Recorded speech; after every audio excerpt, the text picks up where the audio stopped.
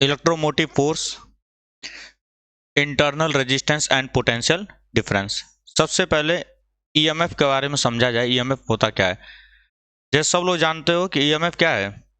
ये हमारा वो पोटेंशियल होता है जब सर्किट में हमने सोर्स को ऐड नहीं किया होता है। मतलब ओपन सर्किट में जो भी पोटेंशियल दिखाता है एक बैटरी, उसी को बोलते हैं क्या हम लोग? ईएमएफ। और अगर टेक्निकल में चला जाए तो देखो ये क्या होता है कि total energy supplied by a battery. एक बैटरी जितना टोटल एनर्जी सप्लाई कर सकता है उसी को हम लोग क्या बोलते हैं? ईएमएफ बोलते हैं। ईएमएफ का मतलब क्या होता है? Total energy supplied by a battery.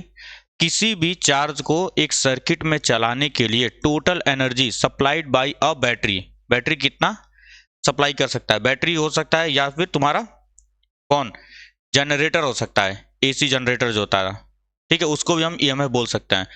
कि एक सर्किट में टोटल कितना अमाउंट ऑफ एनर्जी का रिक्वायरमेंट होता है किसी भी चार्ज को फ्लो कराने के लिए, उसको हम बोलते हैं ईएमएफ। ठीक। और जब भी सर्किट नो करंट सिचुएशन में होगा, ओपन सर्किट जब होगा, तभी हमारा ईएमएफ वहां पे बताया जाता है। अभी इसके बारे में सब बताया जाएगा क्या होता है। अब पोटेंशियल डिफरेंस क्या होता है? पोटेंशियल डिफरेंस का मतलब होता है कि दो टर्मिनल्स के बीच में, ठीक है ना, पोटेंशियल डिफरेंस का मतलब क्या हुआ? दो टर्मिनल्स के बीच में या दो पॉइंट्स के बीच में जब भी हम लोग इलेक्ट्रॉन्स को मूव कराते हैं तब कितना अमाउंट ऑफ एनर्जी की रिक्वायरमेंट होती है। ईएमएफ क्या बताता है? ओवरऑल सर्किट में कितनी रिक्वायरमेंट है। और पोटेंशियल डिफरेंस बताता है बिटवीन एनी टू पॉइंट्स। अभी सर्किट डायग्राम बनाते हैं तब देखा जाएगा। और पोटेंशियल डिफरेंस जो आता है किसकी वजह से आता है? ये रेजिस्टेंस या लोड की वजह से आता है। अब यहाँ पे समझो जरा। मान लो मैंने एक सर्किट बनाया, यह हमारा है रेजिस्टेंस, और मैंने यहाँ पे लगाया एक बैटरी, और यहाँ पे की लगाया मैंने। ठीक। इस बैटरी का ईएमएफ है ई। ओपन सर्किट में ये रेजिस्टेंस है, बस हमारी इतनी। और भी रेजिस्टेंसेस को मान लेते हैं। यहाँ पे R1 है, ये यहाँ पे एक और रेजिस्टेंस में मान लेता हूँ R2 रेजिस्टेंस है। की अभी ओपन सिचुएशन में है।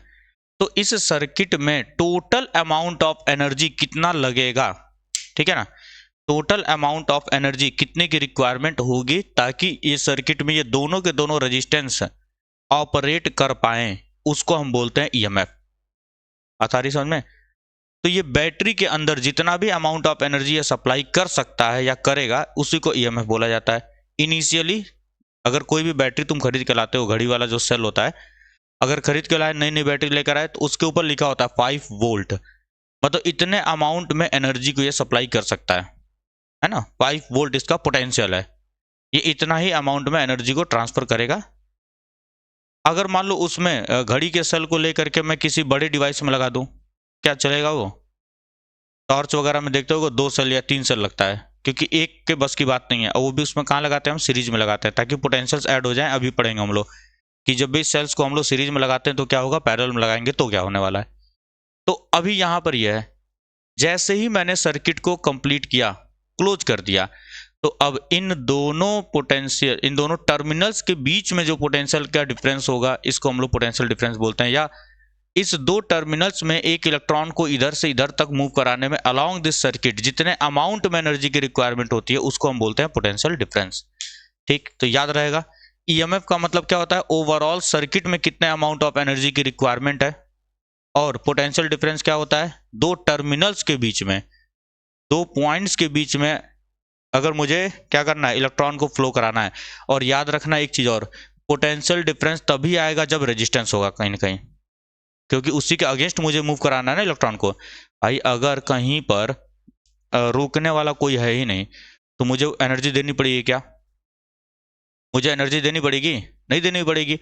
अब अगर कोई रोकने वाला है, मींस रेजिस्टेंस है, तभी तो मुझे एनर्जी सप्लाई करनी पड़ेगी, क्योंकि मुझे फोर्सफुली इलेक्ट्रॉन को मूव कराना है। तो उस समय पे आता है हमारा पोटेंशियल डिफरेंस। अब ये क्या होता है? Internal resistance. नोट्स में सारी चीजें लिखी गई हैं। इंटरनल रेजिस्टेंस क्या होता है? जो भी तुम बैटरी यूज करते हो, वो किसी न किसी केमिकल से बनाया गया होगा। इलेक्ट्रोड, इलेक्ट्रोलाइट, इन सब से बनता है। लोअर क्लासेस में तुम लोग पढ़ कर क्या भी आए थे? इलेक्ट्रोलाइटिक सेल, जिसमें क्या होता है? इलेक्ट्रोड हम लोग यूज करते हैं, इलेक्ट्रोलाइट यूज करते हैं, मिस NaCl सॉरी HCl या H2SO4 एसिड यूज करते हैं, जो कि ब्रेक करता है। कॉपर का इलेक्ट्रोड वगैरह यूज करते हैं हम लोग।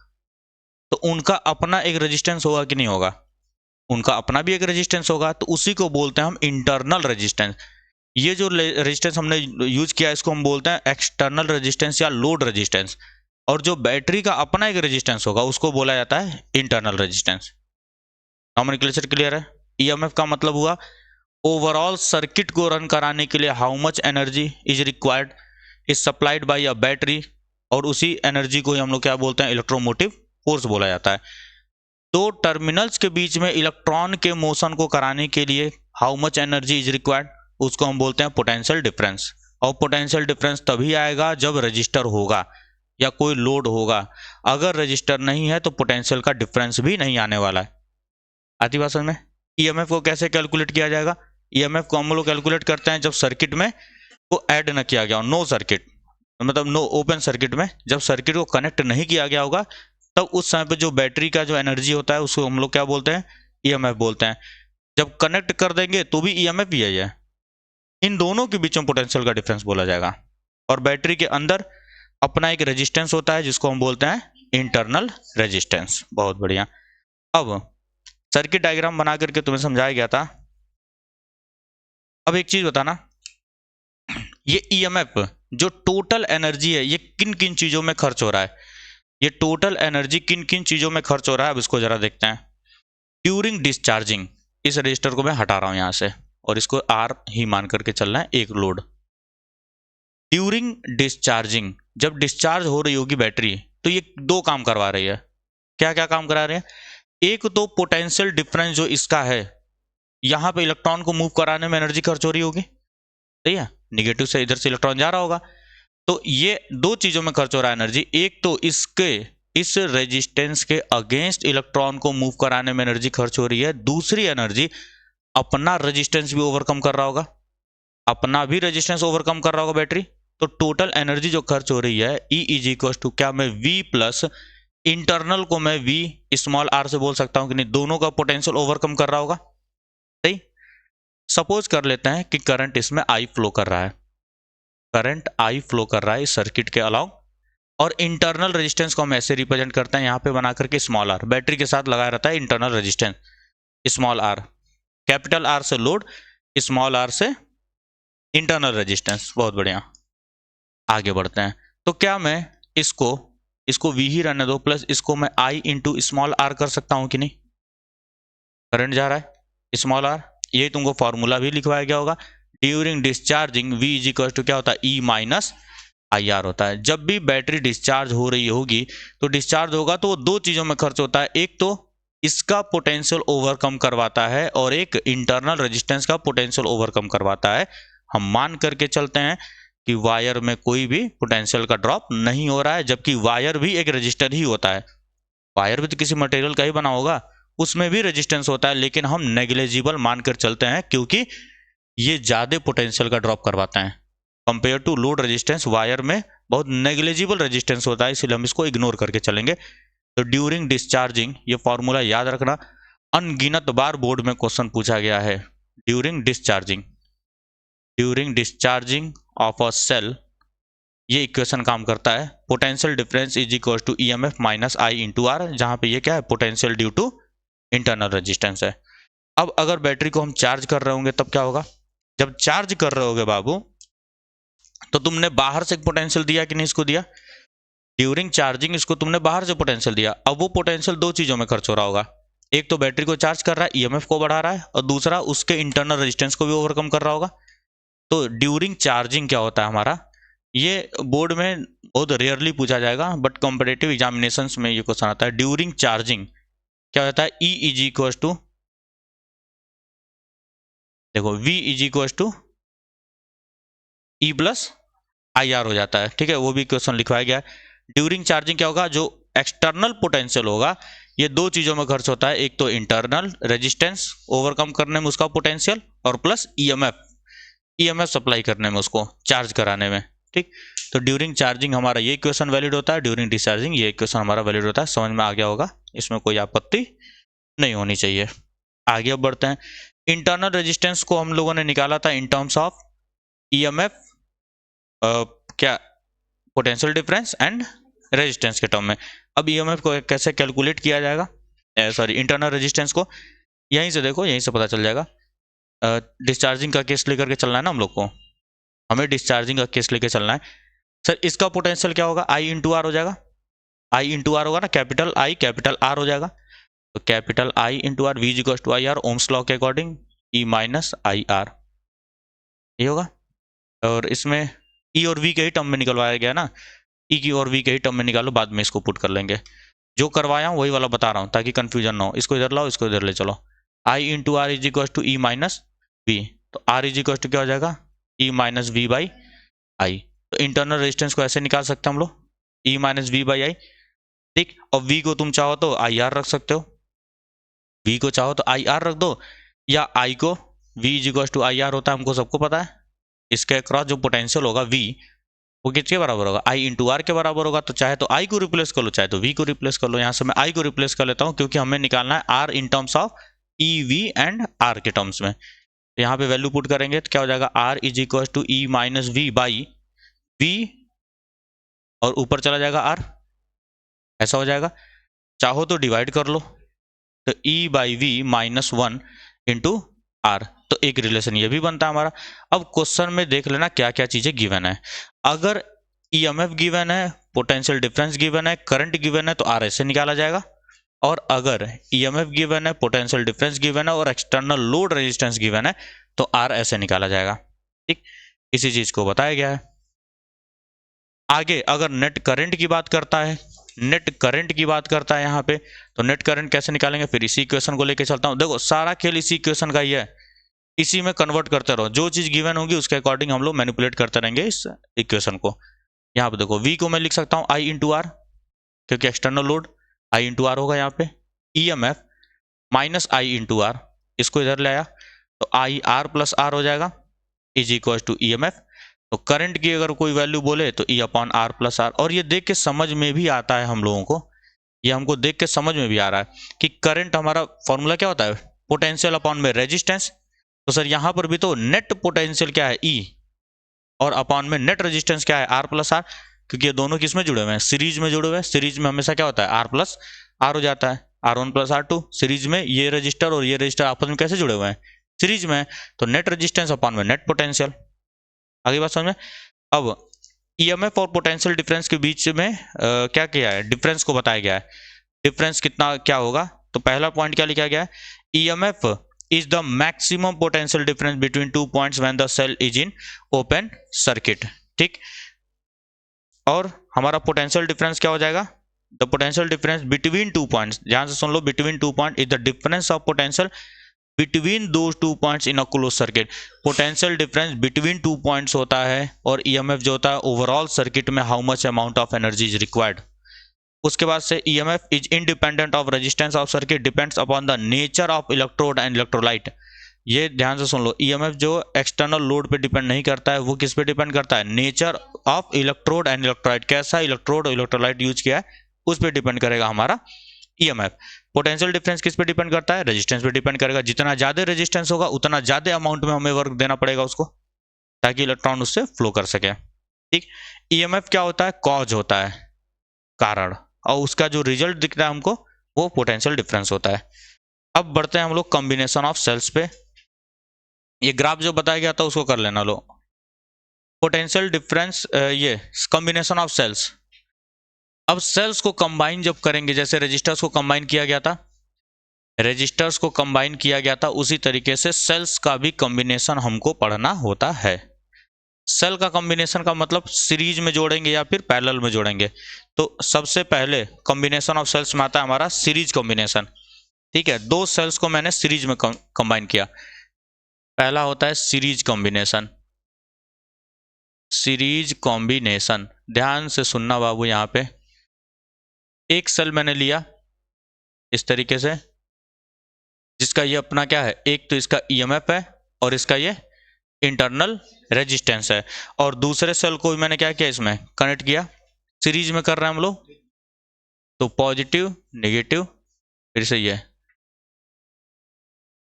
E2 and this will B R2। इस पॉइंट को मैं A बोल देता हूं, यहां पर एक पॉइंट लेकर के मैं B बोल देता हूं, और यहां के पॉइंट को मैं C बोल देता हूं, है ना। तो ये हमारा हो गया सीरीज, किस में है ये, सीरीज कॉम्बिनेशन में। अब यहाँ पे देखो जरा ध्यान से, इन दोनों के बीच का पोटेंशियल मैं मान लेता हूँ V है, VA माइनस VB क्या है, V मान लिया जाएगा। तुम्हारे में जैसे करवाया गया उसी तरीके से बता रहा हूँ मैं। अब देखो यहाँ से सीरीज में हम लोगों ने पढ़ा था क्या होता है, करंट हमेशा कांस्टेंट रहता है कि नहीं। सीरीज में देखो यहाँ से जो भी नंबर ऑफ चार्जेस चल रहे होंगे, पॉजिटिव से इधर निकल रहा होगा, यहाँ से जो भी नंबर ऑफ चार्जेस चल रहे होंगे सीधा रास्ता है, बिल्कुल सीधा सीधा जा रहे होंगे, करंट रहेगा सेम, लेकिन पोटेंशियल क्या होगा, डिवाइड होगा। पोटेंशियल डिवाइड होने वाला है, वही चीज लिखवाया भी क्या होगा, क्या है, VAB पहले निकाल लेते हैं। चलो पोटेंशियल डिफरेंस निकालते हैं, बी पॉइंट टर्मिनल का बोला गया था। यहाँ देखो VA माइनस VC निकालो जरा, VA माइनस VC को मैं क्या VA minus VB plus VB minus VC लिख सकता हूँ कि नहीं, बीच में मैंने प्लस माइनस VB को ला कर दिया, ठीक। और अभी अभी हमने पढ़ा था E इज इक्वल टू क्या था हमारा, during discharging V is equal to E minus IR, अभी अभी बताया हूँ, V is equal to E minus IR, अभी भी तो बताया हूँ यार। तो E is equal to V plus IR, चाहे V के वाला ही लिखते हैं, V is equal to E minus IR during discharging, ये पढ़े हम लोग। अब A टू B में जरा चेक करो, A से B का पोटेंशियल V क्या होगा, E माइनस IR होगा। तो मैं इसके लिए लिख रहा हूँ VA माइनस VB, यहां से लेकर के यहां तक के लिए क्या मैं E1 माइनस, सपोज कर लो यहाँ पे करंट जो फ्लो कर रहा है वो I फ्लो कर रहा है, करंट जो है I है, सपोज कर लेते हैं करंट I फ्लो कर रहा है, तो VA माइनस VB के लिए मैं क्या लिख सकता हूँ, E1 माइनस IR1 लिख सकता हूँ कि नहीं, E1 माइनस IR1 लिख सकता हूँ मैं, ये हो गया VA minus VB plus VB minus VC, VB minus VC क्या होगा हमारा, E2 minus IR2, E2 minus IR2, E2 minus IR2, इन दोनों को मैं एक ब्रैकेट में डाल देता हूँ, सही। अब यहां से थोड़ा सा अरेंज करेंगे तो E1 प्लस E2 हो जाएगा, क्या E1 प्लस E2 हो जाएगा ये, और माइनस I को कॉमन ले लेता हूं तो क्या हो जाएगा ये R1 प्लस R2। अगर मैं इस पूरे सर्किट को बदल देता एक ही सेल से, इक्विवेलेंट सर्किट जिसको बोला जाता है, अगर मैं इस पूरे सर्किट को एक सर्किट से बदल देता जिसको हम इक्विवेलेंट सर्किट बोलते हैं, तो क्या होने वाला है वहां पे, फिर वहां पे क्या होने वाला है, ये हमारा इक्विवेलेंट सर्किट है, ये ऐसे हो गया, ये ऐसे हो गया। मैं मान लेता हूं इसका इक्विवेलेंट क्या है, E इक्विवेलेंट है, इसका इक्विवेलेंट क्या है R equivalent, between same potential A और C पे ये वर्क कर रहा है, A और C के बीच में ही ये वर्क कर रहा है। तो इसके लिए मैं इक्वेशन क्या लिख सकता हूँ, सेम अभी पोटेंशियल हम मान के चलते हैं, तो यहाँ के लिए मैं क्या लिख सकता हूँ, VA minus VC is equal to E minus IR होता है। तो अभी भी करंट I ही फ्लो कर रहा है, इसके अंदर भी करंट I ही फ्लो करवा रहा हूँ मैं, EQ माइनस IR EQ लिख सकते हैं हम लोग। सर ये पोटेंशियल भी VA माइनस VC का बता रहा है, ये पोटेंशियल भी VA माइनस VC का बता रहा है, तो दोनों को इक्वेट किया जा सकता है।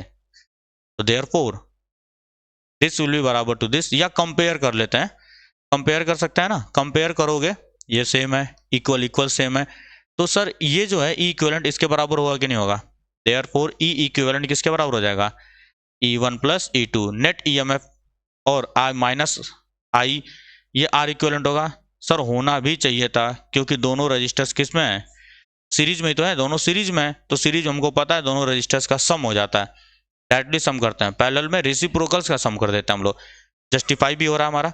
तो नेट EMF अगर बैटरीज को मैं सीरीज में लगाता हूं तो नेट EMF बढ़ जाएगा। और याद भी होगा जो पहले के टॉर्च वगैरह आते थे, पहले के जो टॉर्च वगैरह आते थे उसमें क्या करते थे हम लोग, ज्यादा अमाउंट में एनर्जी चाहिए कि नहीं चाहिए उसमें, क्योंकि बल्ब को ग्लो कराना है हमको, एक बल्ब को ग्लो कराना है तो हाई अमाउंट में एनर्जी चाहिए होती है, तो सेल कैसे लगाते थे, एक सेल ऐसे लगाए उसके पीछे से एक सेल ऐसे लगाते थे हम लोग। ये क्या हो गया, सीरीज कॉम्बिनेशन हुआ कि नहीं हुआ।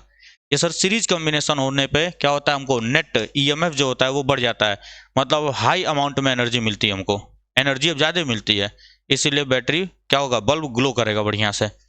आती बात समझ में।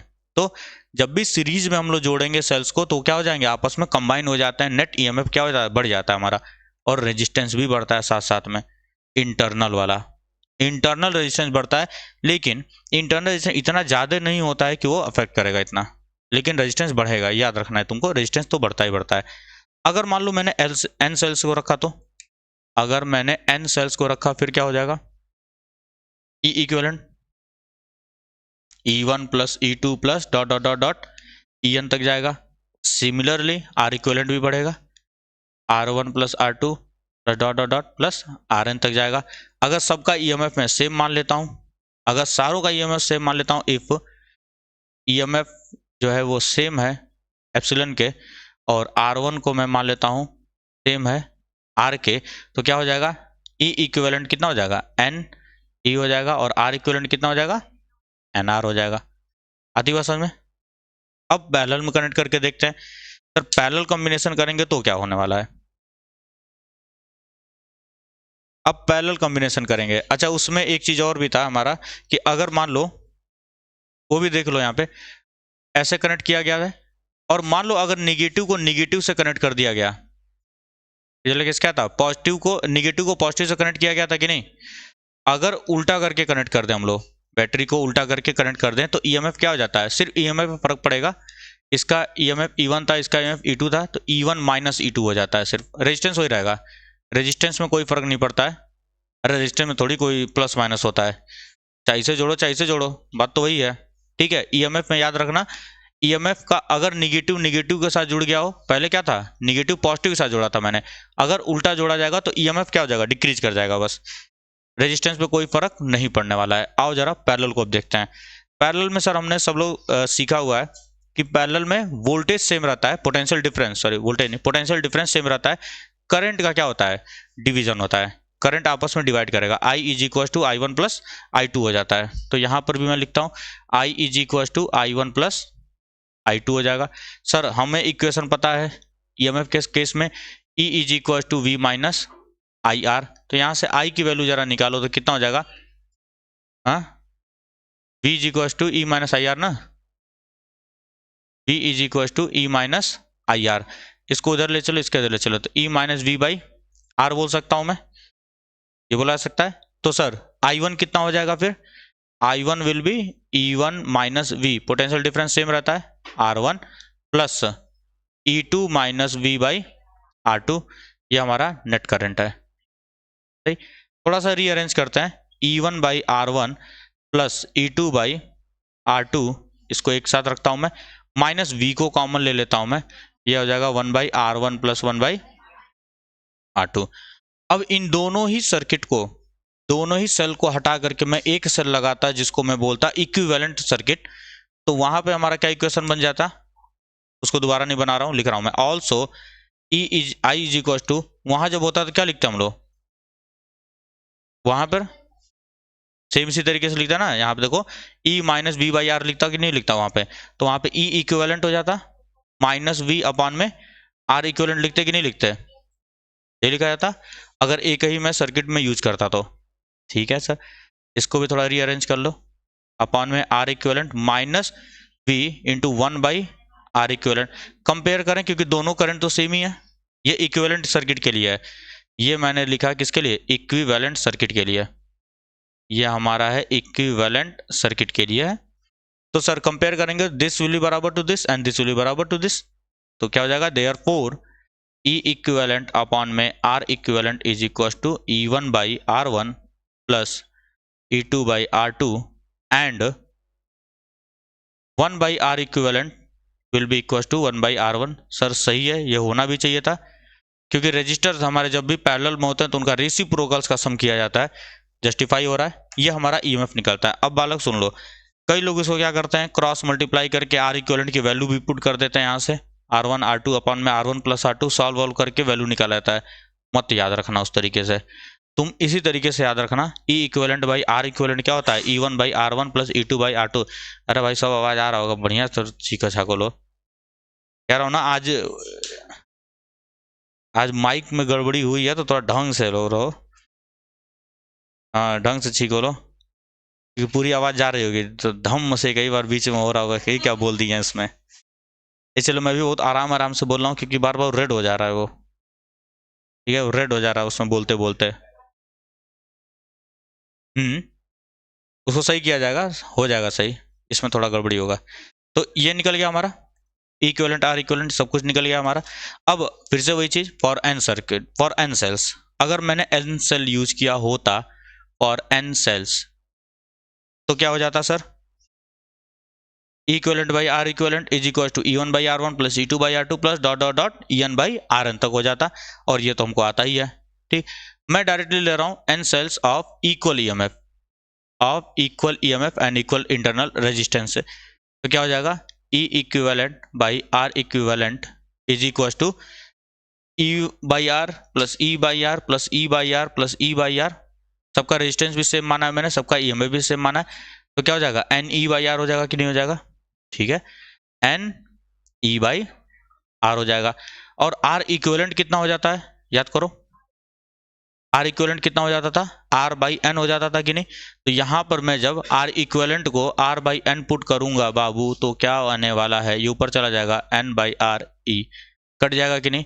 तो E इक्विवेलेंट कितना आ जाएगा E,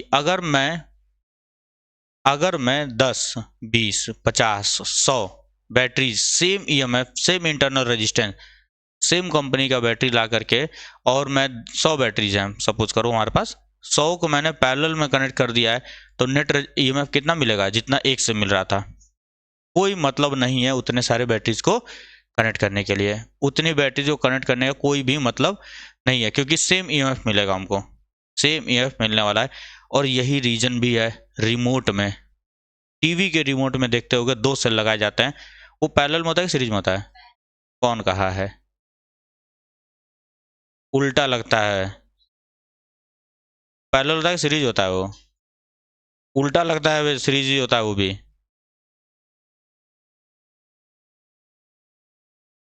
पैरेलल का मतलब होता है दोनों ऐसे लगाओ, एक ऐसे लगाते हैं एक ऐसे लगाते हैं। अभी बहुत मार मारूंगा तुम लोग को, गिरा गिरा करके मारूंगा, अभी ठीक हो जाओगे लोग। पैरेलल का मतलब क्या होता है, दोनों टर्मिनल एक जगह पे, दोनों टर्मिनल एक जगह पे। जब ये उल्टा कर दिया, मतलब ये ऐसे लगना था, लेकिन रिमोट हो जाएगा बड़ा, एक हाथ का रिमोट हो जाएगा, फिर लेके इस पे रख करके चलाना लोग ऐसे इससे, फिर रिमोट बड़ा ना हो इसलिए उसके बगल में लगाते हैं। ये सीरीज ही कॉम्बिनेशन है, उल्टा करके लगाया गया है। अगला सब आगे। अच्छा, इसमें करंट वगैरह के बारे में क्या कह रही हो, तो घड़ी का उतना रेजिस्टेंस नहीं है, बताओ। अब अगर मान लो कि मैंने क्या किया, सीरीज में भी कनेक्ट किया और पैरेलल में भी कनेक्ट किया, मिक्स्ड कॉम्बिनेशन या मिक्स्ड ग्रुपिंग ऑफ सेल्स भी हम लोग इसको बोलते हैं। तो अब ये चीज बताओ, ये सारे के सारे किस में है, सीरीज में, तो इक्विवेलेंट कितना हो जाएगा EMF, इक्विवेलेंट कितना हो जाएगा, ये पूरे सीरीज में, तो E इक्विवेलेंट कितना हो जाएगा, N इंटू E होगा। मैं मान लेता हूँ सबका EMF क्या है, सेम है, वही करके बताया भी क्या होगा तुमको, सबका EMF सेम मान लेते हैं, सबका EMF सेम मान लिया जाए, अलग अलग होगा तो उसको ऐड कर लेना, कोई दिक्कत वाली बात नहीं है। ओके, इतनी बात समझ में आती है हमको। और इसका EMF कितना होगा, NE होगा। इस तरह से M रोज तक दिए गए हैं, सबका EMF कितना होगा, NE होगा। और हमको पता है कि अगर मैं पैरेलल में कनेक्ट करता हूं तो EMF तो सेम ही रहेगा, चाहे 1000 करूं चाहे 10,000 करूं, EMF तो एक का ही रहेगा जो एक सर्किट में। इन सारों को हटा दूंगा तो एक EMF यहाँ पर होगा, एक बैटरी होगी यहाँ पे जिसका EMF कितना होगा, NE होगा। इसी तरह से NE पैरेलल में कनेक्टेड है, और हमको पता है जब भी पैरेलल कॉम्बिनेशन किया जाता है तो EMF हमारा चेंज नहीं होता है, जो एक इंडिविजुअल EMF होता है वही ओवरऑल EMF भी होता है। तो नेट EMF कितना आएगा, इतना होने वाला है। तो नेट EMF जो होगा सर्किट के अंदर, इस पूरे सर्किट के अंदर नेट EMF ये होने वाला है। अब नेट रेजिस्टेंस की बात कर लेते हैं जरा, नेट रेजिस्टेंस की बात करता हूं मैं, ध्यान से यहाँ पे सुनना, इसको मैं R इक्विवेलेंट बोल देता हूँ, कैपिटल R बोल देते हैं, नेट की बात कर रहा हूँ मैं, इंटरनल एक्सटर्नल सबको लेकर के, कैपिटल R इक्विवेलेंट। अब देखो यहाँ पे R1 होगा, R2 होगा, R3 होगा, इस तरह से R R R R होंगे, तो टोटल यहाँ पे कितना होगा, NR हो जाने वाला है, NR हो जाने वाला है, सही। इसी तरीके से यहाँ भी कितना होगा, NR होगा, NR NR NR, सारे सर्किट में NR होने वाला है। अब वो सारे के सारे किस में कनेक्टेड है, पैरेलल में कनेक्टेड है। तो जब पैरेलल में कनेक्टेड होंगे तो कितने हो जाएंगे, पैरेलल में कनेक्टेड होंगे तो यहाँ पे NR है, यहाँ भी NR है, यहाँ भी NR है। तो हमको पता है कि जब भी पैरेलल में कनेक्टेड होते हैं तो R इक्विवेलेंट क्या होता है, R बाई N होता है कि नहीं, R बाई N होता है। लेकिन यहाँ पे कितने रोज हैं, M है, तो यहाँ M कर दूंगा। और R इक्विवेलेंट कितना है, NR NR, तो यहाँ पे कितना कर दिया जाएगा, NR बाई M कर सकता हूँ कि नहीं मैं, बोलो। R इक्विवेलेंट डैश बोल देता हूँ यहाँ पे मैं, सही है। देखो यहाँ पे ये सीरीज में सारे के सारे सीरीज में, तो एन आर होता है क्योंकि एन सर्किट का एन आर हम लोग पढ़े हैं, एन आर, और ये सारे के सारे एम रोज में कनेक्टेड है। तो हम लोगों ने पढ़ा था इन पैरेलल कॉम्बिनेशन, सीरीज में क्या होता है एन इंटू आर होता है, पैरेलल में क्या होता है आर बाई एन हो जाता है। तो कितने रोज हैं, एम रोज है, तो एम क्या करूंगा बाई एम करूंगा, एन आर बाई एम हो जाएगा। ठीक है सर। अब ये पूरे सर्किट को मैं हटा दूं अगर, तो क्या हो जाएगा, एक ईएमएफ रहेगा जिसका इंटरनल रेजिस्टेंस कितना है एन आर बाई एम है, और वो ऐसे आकर के इसके साथ सीरीज में कनेक्टेड है। तो ओवरऑल रेजिस्टेंस क्या हो जाने वाला है हमारा, N R by M plus capital R होगा, क्योंकि सीरीज में कनेक्टेड है ये एक्सटर्नल लोड से।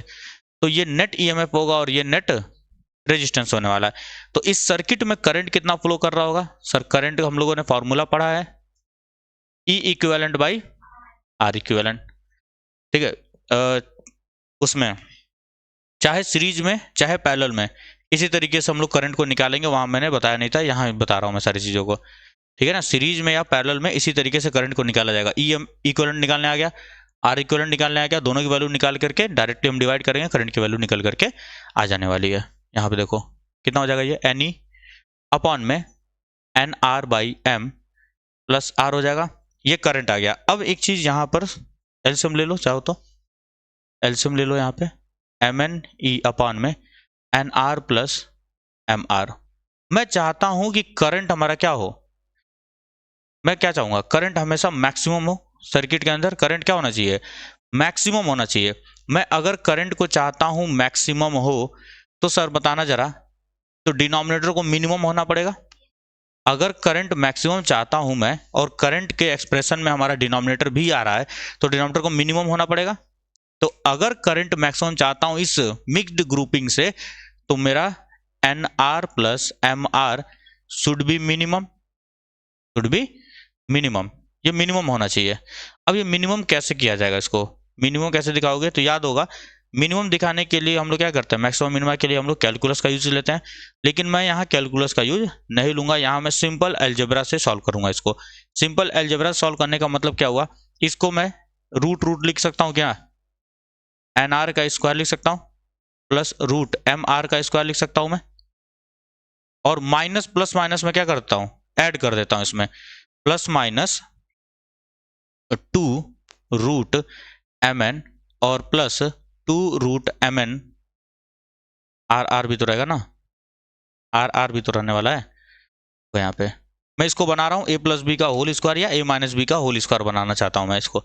ये ए स्क्वायर है, ये बी स्क्वायर है, 2ab चाहिए कि नहीं चाहिए, अपनी तरफ से लाओ तुम, 2ab, और ये तुम अपनी तरफ से लाओ तो ऐड भी करना पड़ेगा 2ab। कोई दिक्कत यहाँ तक सर, इसको अगर मैं मिलाता हूं तो ये क्या बन जाएगा, a माइनस बी का होल स्क्वायर बन जाएगा, और प्लस में क्या है 2 root N R into root M R. अब एक चीज बताओ, इसकी मिनिमम वैल्यू कितनी हो सकती है, 0, भाई माइनस है ना यहाँ पे। अगर इसको मिनिमम होना है, अगर इस एक्सप्रेशन को मिनिमम, इसी चीज को मैंने ऐसे लिख दिया, अगर इसको मिनिमम होना है तो सर ये अगर 0 हो जाए तो मिनिमम हो जाएगा। क्यों सर, क्योंकि यहाँ पे कोई क्वांटिटी 0 नहीं हो सकती है या मिनिमम नहीं हो सकती है, सबके सब पॉजिटिव रहेंगे। अरे number of cells M N, ये तो क्या रहेगा, पॉजिटिव वैल्यू रहेगा। अरे भाई एक रो होगा, 2 रो होगा, -1 -2 कहाँ से हो सकता है। इंटरनल रेजिस्टेंस भी पॉजिटिव रहेगा, कैपिटल आर लोड रेजिस्टेंस भी पॉजिटिव रहेगा, 2 भी पॉजिटिव है, तो सर इसकी मिनिमम वैल्यू जो आ सकती है वो पॉजिटिव वैल्यू में 1 आ सकती है, 0 कभी नहीं हो सकता। और अगर मैं इस ओवरऑल एक्सप्रेशन की बात करूं, इस ओवरऑल एक्सप्रेशन की, तो ये अगर 0 हो जाए तो ये मिनिमम हो जाएगा। तो अगर मैं N R plus M R को मिनिमम करना चाहता हूं, तो सर मुझे इसको क्या करना पड़ेगा, 0 करना पड़ेगा, तभी मिनिमम हो सकता है। तो root N R minus root M R करूंगा मैं 0 के बराबर, तब ये मिनिमम वैल्यू को देगा, और जिसकी मिनिमम वैल्यू क्या होगी, root 2 N R into root M R. सही है। अब इसको जरा सा इक्वेट कर लेते हैं, तो ये N R is equal to M R हो जाएगा, N R is equal, square root को हटा देंगे, स्क्वायर रूट को हटा दिया जाएगा, इसको उधर ले गया मैं, स्क्वायरिंग बोथ साइड कर दिया। ठीक, तो ये एक्सप्रेशन तुम्हारा निकल करके भी आया होगा। कैपिटल आर की वैल्यू क्या आ जाएगी यहां से, एन आर बाई एम। ये क्या बता रहा है कि अगर मैं लोड रेजिस्टेंस को लोड रेजिस्टेंस को, अगर मैं लोड रेजिस्टेंस को इंटरनल रेजिस्टेंस के बराबर अगर रख देता हूं मैं, तो करंट कितना जाएगा, मैक्सिमम जाएगा उस सर्किट से। अगर लोड रेजिस्टेंस देखो ना यहाँ पे, ये आया था, ये किसका था, इंटरनल रेजिस्टेंस का तो इक्विवेलेंट था, और वही आया कि नहीं यहाँ पे, NR/M आया कि नहीं आया। अगर लोड रेजिस्टेंस ओवरऑल सर्किट के इक्विवेलेंट के बराबर अगर मैं रख देता हूं, तो हमारा करंट क्या हो जाएगा, मैक्सिमम हो जाएगा। क्वेश्चन पूछा जाता है कि मिक्स्ड ग्रुपिंग में मैं चाहता हूं कि करंट की वैल्यू मैक्सिमम जाए उसमें से, तो लोड रेजिस्टेंस को कितना रखना पड़ेगा, तो इक्विवेलेंट इंटरनल रेजिस्टेंस के बराबर रखना पड़ेगा। जितना इंटरनल रेजिस्टेंस का इक्विवेलेंट होगा उसी के बराबर लोड रेजिस्टेंस को रख दो तुम, बिल्कुल मैक्सिमम टू मैक्सिमम करंट उसके अंदर से फ्लो कर रहा होगा। तो यहां पर हमारा ये वाला पार्ट खत्म हो चुका है। न्यूमेरिकल सब एक बार देख लिया जाएगा, कल देख लेंगे चाहे लास्ट में देख लिया जाएगा। इसके बाद कौन सा टॉपिक है, किरचॉफ लॉ। तो किरचॉफ लॉ से पहले इसका एक आध न्यूमेरिकल देखेंगे, फिर किरचॉफ लॉ शुरू कर दिया जाएगा।